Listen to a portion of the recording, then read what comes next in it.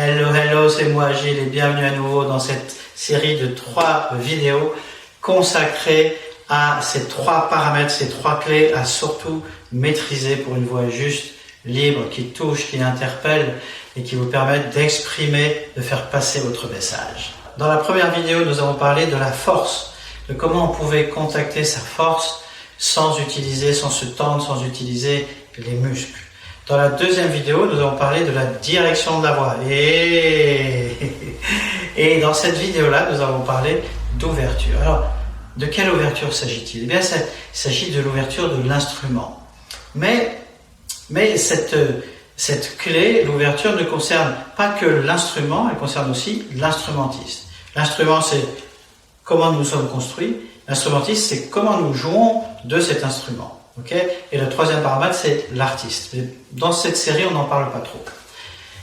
Prenez par exemple l'étage laryngé, d'accord, là où le son est produit. Cet étage pourrait être bloqué de 2 façons différentes.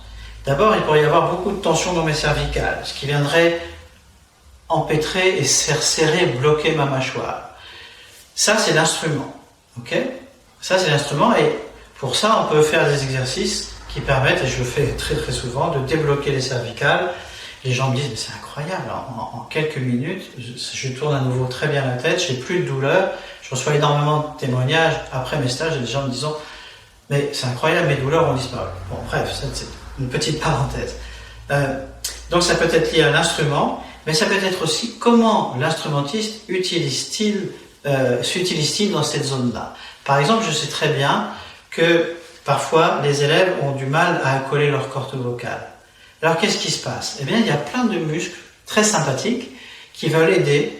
Ce sont des muscles qu'on appelle des muscles compensateurs et qui viennent en renfort.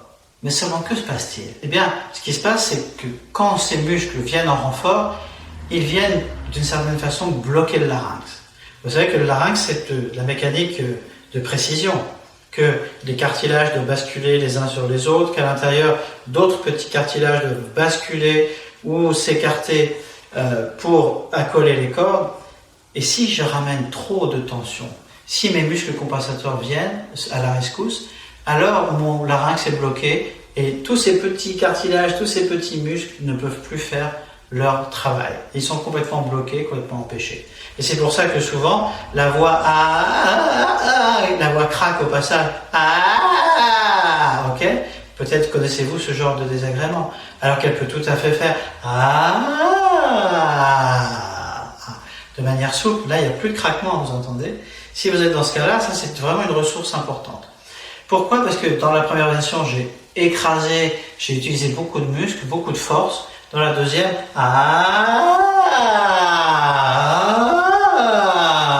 eh bien, je n'utilise plus la force. Et ça peut être amélioré aussi par des mouvements de la tête. D'ailleurs, vous pouvez faire l'essai. Vous pouvez d'abord faire sans mouvement. Là,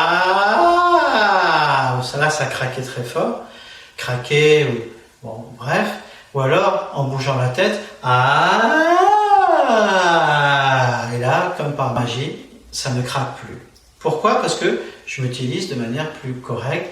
J'ai compris comment je pouvais dissocier mes muscles compensateurs des muscles de mes cordes vocales, tout simplement, et pour qu'elles puissent faire leur travail et vibrer souplement.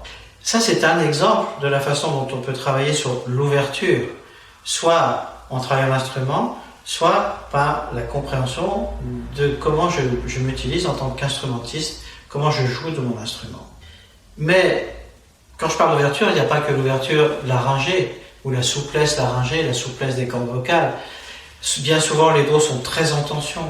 Soit le haut du dos, soit les cervicales dont je viens de parler, soit les lombaires, soit le bassin qui est très bloqué. Et à ce moment-là, la voix n'a pas assez d'ouverture. Donc, je voudrais amener un point final à cette série de vidéos. J'ai parlé de ces 3 paramètres. La force, la direction et l'ouverture. Eh bien, il est évident que si vous donnez de la force, même si c'est une force juste, comme on l'a vu au début, là je ne fais rien pratiquement.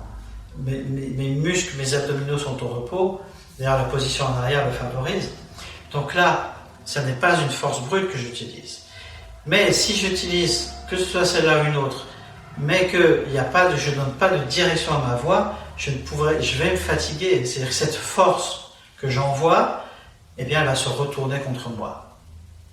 C'est-à-dire que cette force, je la retourne contre moi. Et c'est la même chose, s'il n'y a pas assez d'ouverture, là, ici, il n'y a pas d'ouverture au niveau du larynx, mais ça pourrait être aussi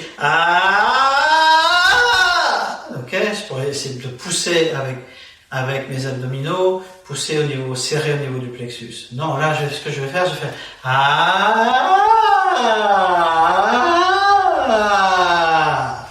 en me détendant, sans donner de coup au départ.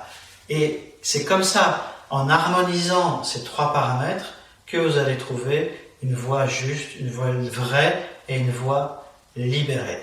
J'espère que cette série de vidéos et que cette vidéo en particulier vous aura aidé. Voilà l'exercice que vous pouvez pratiquer.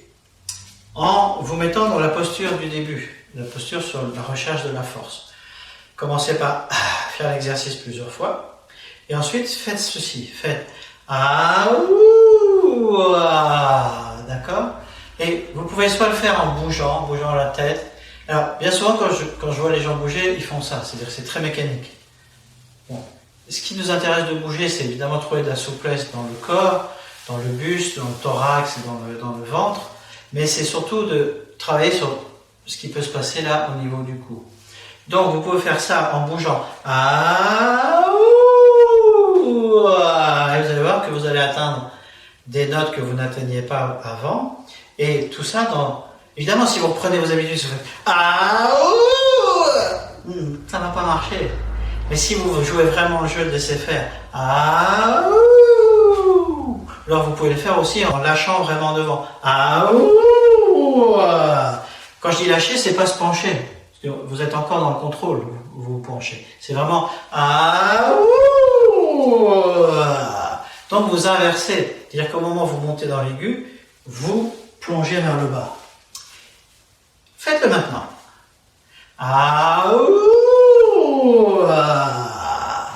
Oui, c'est ça. À vous. Testez-le. Ne retombez pas dans vos travers. Ne donnez pas de coups. Ne poussez pas. Laissez vraiment faire.